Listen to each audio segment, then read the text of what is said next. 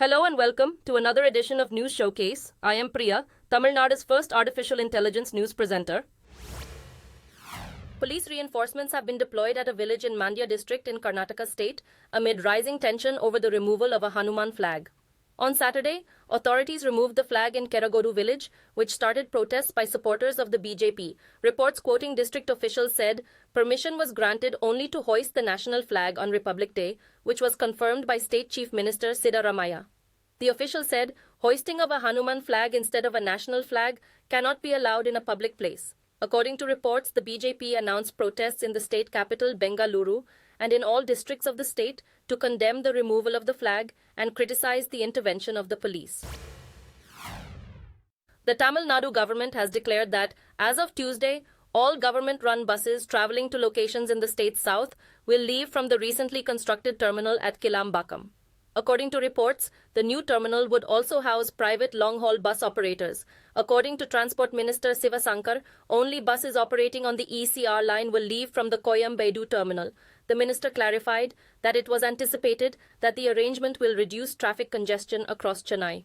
Millions of people rely on the vast government bus network for their transportation needs, since it is essential in linking the state's cities and towns. Actor Rajinikanth has made it clear that his daughter did not say that the term Sanki was a derogatory word. His daughter Aishwarya caused the uproar by telling reporters that her father should not be characterized in such a way because he appreciated all religions. She made these remarks at the audio premiere of Salaam, a film she has directed featuring Rajinikanth. She said that if her father had preferred a certain faith, he would not have played a Muslim man in the film. அப்பா ஆன்மீகவாதி எல்லா மதங்களையும் விரும்புகிறவங்க அவரை ஏன் இப்படி சொல்கிறாங்க அப்படிங்கிறது அவங்களுடைய பார்வை. இல்லை ஒரு படம் ப்ரொமோஷன் லால்சனம் படம் ப்ரொமோஷனுக்காக இந்த மாதிரி இப்போ பேசக்கூடிய நிறைய அப்படியெல்லாம் உனக்கு லால்சனம் படம் எப்படி நல்ல சூப்பராக வந்துருக்கேன். என்ன கருத்து மெயின் முக்கியம் நீங்கள் பாருங்கள் மத நல்லிணக்கத்தை சொல்லியிருக்காங்க. The Congress Party's nationwide march entered Bihar state, a day after ally Chief Minister Nitish Kumar changed political sides and formed a government with the backing of the rival BJP. Observers say Kumar's switch is a blow to the India bloc, which is trying to unite the opposition to defeat Prime Minister Narendra Modi's BJP in general elections this year. The march began earlier this month in the eastern Manipur state and will pass through 100 districts before concluding in the western city of Mumbai in March. In the state of Assam last week, the marchers and police clashed over the choice of routes in the main city of Guwahati. The campaign is aimed at highlighting issues faced by the people before the polls. The leader of the Rashtriya Janata Dal, Lalu Prasad Yadav, visited the Enforcement Directorate headquarters in Patna to be questioned on the Land for Jobs case. The 75-year-old politician was accompanied by his daughter Misha Bharti, who is also charged in the corruption case. The complaint concerns purported anomalies that transpired between 2004 and 2009 when Yadav served as the Minister of Railways. According to reports, the seasoned politician and the other defendants persuaded job seekers to transfer land in the Yadav family's name at throwaway prices. Among the defendants in the lawsuit are Yadav, his daughter Misa, and wife Rabri Devi, who is also a former chief minister. Yadav's RJD has said the investigation was a witch hunt against political rivals. The first snowfall of the season fell on the Jammu and Kashmir region, marking the beginning of the tourism season. The businesses who are solely dependent on tourists expressed anxiety due to the delayed onset of the snow season, which typically begins in early December.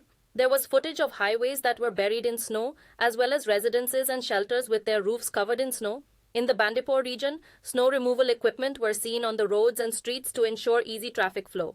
According to reports, the weather change caused the temperature in the Kashmir Valley to drop significantly as the snow season lasts throughout February.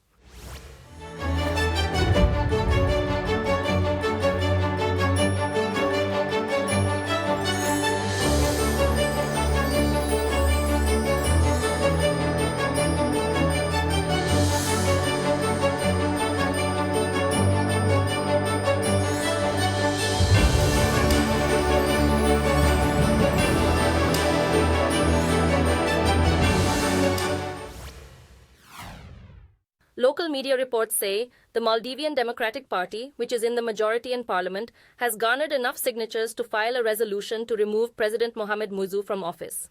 One of the MDP members said the impeachment resolution was backed by the other opposition party, the Democrats. The move comes a day after a viral video emerged of lawmakers clashing physically in parliament over the acceptance of 4 members of the cabinet. Separately, the governing alliance has filed no confidence motions against the Speaker and the Deputy Speaker of Parliament after accusing them of promoting the interests of certain political groups. The political development comes against the background of President Muizu taking a stand against its powerful South Asian neighbor, India. The Indian Navy has rescued an Iranian fishing vessel that was seized by pirates. The Navy destroyer INS Sumitra, stationed off the east coast of Somalia, responded to a distress call from the vessel.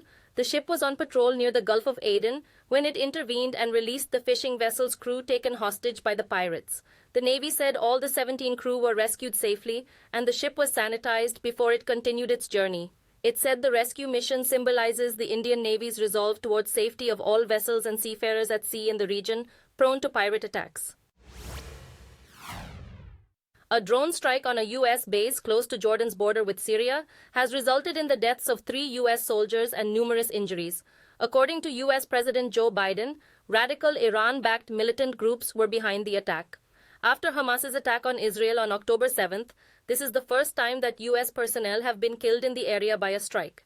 President Biden and the U.S. Central Command said the attack occurred on a base in northeastern Jordan, close to the Syrian border, which was identified as Tower 22 by U.S. officials. Although there have been other attacks on U.S. bases in the area, the U.S. Army has not yet reported any casualties. Who is responsible for this most recent attack is unknown. Days after French President Emmanuel Macron's high-profile visit to India, Chinese President Xi Jinping has pledged to break new ground in an effort to boost ties between his country and France. Macron's trip to India took place on the 60th anniversary of China and France's diplomatic ties. During the visit, the two countries unveiled an ambitious defense roadmap and cooperation in the Indian Ocean and the Indo-Pacific region. In his address to mark the anniversary, Xi said, China and France should work together towards progress in human development, security, prosperity, and peace. Reports say China has put its relationship with France as top priority, as Macron wants to see Europe turn into a third bloc that acts as a counterbalance to the US and China. A Hong Kong court has ordered debt-laden Chinese real estate company Evergrande to liquidate. Judge Linda Chan said that enough is enough when the financially challenged developer was unable to produce a workable plan for reorganizing its debt. With more than $325 billion in liabilities, the company has become the poster child for China's real estate catastrophe. The default of Evergrande 2 years ago rocked the world's financial markets. The move is expected to cause more tremors in China's financial markets. Following the announcement, Evergrande's stock in Hong Kong dropped by over 20%. Roughly 25% of the second largest economy in the world is derived from the property sector in China. Police in Thailand have confirmed that a British base jumper was killed after his parachute malfunctioned. According to local authorities, the 33-year-old man leaped from a building in the beach town of Pattaya, but his parachute did not deploy. When witnesses saw someone crash through a tree and tumble to the ground, police were called to a 29-story residential building. Based on his social media accounts, it appears that the victim was a skilled paratrooper. The individual had a blue parachute on him that the police claimed had not opened. The extreme sport of jumping from tall landmarks instead of an aircraft is extremely popular with foreigners in Southeast Asia. Some of them make their income from the number of followers they have on social media. Fashion tycoon Bernard Arnault, who heads Moet Hennessy Louis Vuitton, has surpassed Tesla CEO Elon Musk as the world's richest man. According to Forbes, the French billionaire's net worth increased by $23.6 billion to reach $207.6 billion.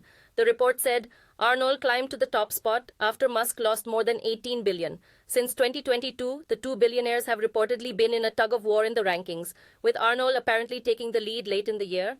But Bloomberg Billionaires Index still showed Musk as the world's richest at $199 billion net worth. On its list, Jeff Bezos, the founder of the massive online retailer Amazon, who is worth $184 billion, came second. Japan's moon lander has started up again after being offline for a week because of a problem with the power supply. After fixing the fault, the Japan Aerospace Exploration Agency said that it had made contact with the lander again Sunday night. According to the agency, a change in lighting circumstances caused it to receive sunlight again, causing its solar cells to function. Because the solar cells were pointing away from the sun when it landed a week ago, it was unable to produce any electricity. Japan became just the fifth nation after the US, the former Soviet Union, China, and India to accomplish a soft landing on the moon using the Smart Lander for investigating moon spacecraft. Thank you for watching. I am Priya, Tamil Nadu's first artificial intelligence news presenter. Do tune in, same time tomorrow, for a roundup of the latest news and updates in India and around the world.